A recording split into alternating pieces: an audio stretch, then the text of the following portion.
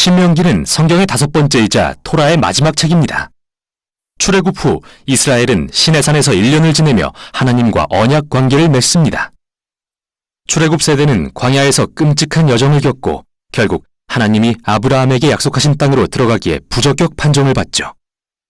신명기는 모세가 새로운 세대 앞에서 토라를 설명하는 장면으로 시작되고 여기서부터 이 책의 구성과 목적이 펼쳐집니다. 신명기는 모세의 설교 시리즈로서 그가 새로운 세대에게 하나님과의 언약에 신실하라고 권면하는 내용입니다.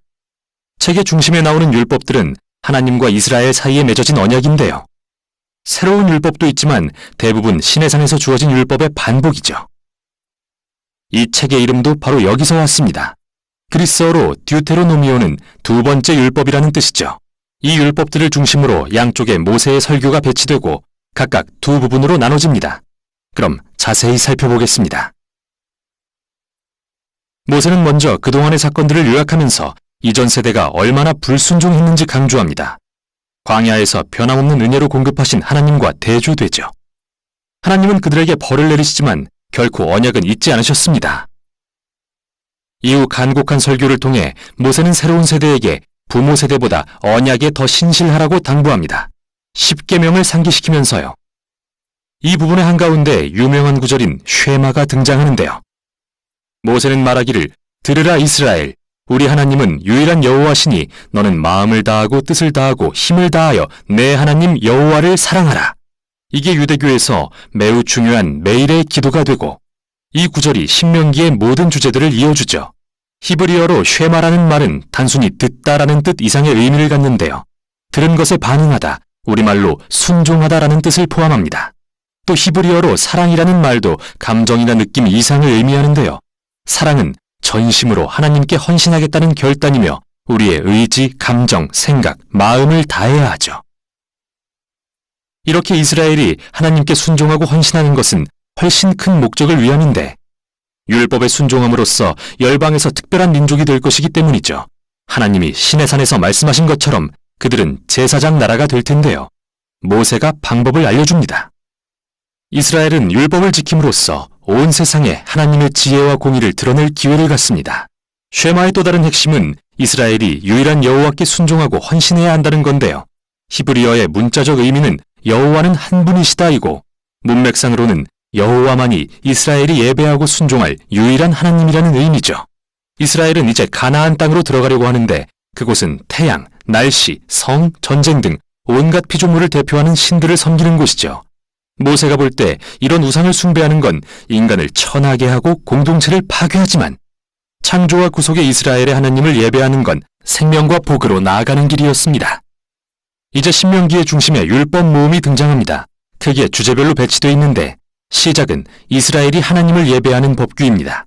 그들은 중앙의 한 성전에서 유일한 하나님만 예배해야 했고 가난한 사람들을 돕는 것으로도 하나님께 예배를 드렸죠.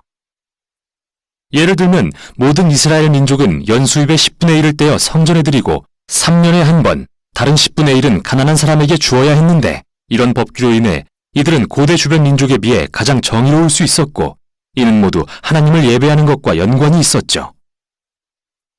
다음은 이스라엘의 지도자의 자질에 대한 법규입니다. 장로, 제사장, 왕은 모두 언약율법의 권위 아래 놓이며 하나님은 선지자들을 보내서 그들이 책임을 다하게 하겠다 하십니다. 이스라엘 주변 민족들은 왕을 신성시하고 왕이 법 위에 군림했지만 이스라엘 지도자들은 율법과 선지자들의 권위 아래 놓였죠. 이후 상당 부분 이스라엘의 시민 생활에 대한 법규, 즉 결혼, 가정, 사업에 대한 설명이 나오고 사회 정의에 대한 법규, 즉 사법제도를 통해 과부와 고아와 이민자를 보호하는 방법도 소개된 뒤 예배에 대한 추가적인 법규로 끝을 맺습니다.